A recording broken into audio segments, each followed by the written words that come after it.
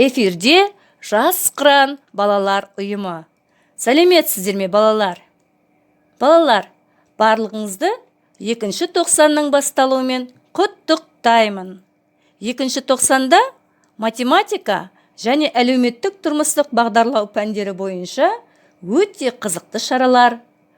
Қазақстан Республикасының тұңғыш президенті күні және республикамыздың тәуелсіздік күні мерекелеріне арналған патриот болып өсеміз акциясы, сонымен қатар құстарға жем салғыш қайырымдылық акциясы, 1, 2, 3, 4, 5 ойнауды жақсы көреміз біз, спорттық сауықтыру шаралары, заттың екінші өмірі, қолдан жасалған бұйымдар көрмесі сіздерді күтіп тұр. Онлайн форматтағы туған күн иелерін құттықтаймыз және жақында жаңа жыл операцияларда өткізілетін болады.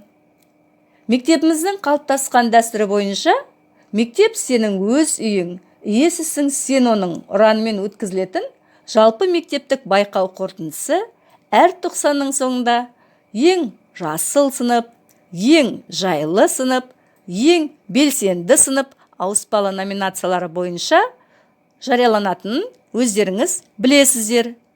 Биылғы оқу жылының 1-ші тоқсанында барлық шығармашылық көрмелер мен басқа да көптеген қызықты шаралар қашықтықтан өткізілді. Соған байланысты 1-ші тоқсан тек жалғыз номинация бойынша қорытылады. Ол ең белсенді сынып номинациясы. Әрине, барлық сыныптар белсенділік танытты. Дегенмен де ең белсенді сынып номинациясы 6-шы А, 5-ші А, 4-ші Б, 8-ші Б, 9-ші Ә және 6-ші В сыныптарына беріледі. Жарайсыңдар, балалар, құттықтаймын. 2-ші тоқсанда өткізілетін барлық егістерде одан да жоғары деңгейде белсенділік танытуға шақырамын. Балалар, сіздерге сәттілік тілеймін.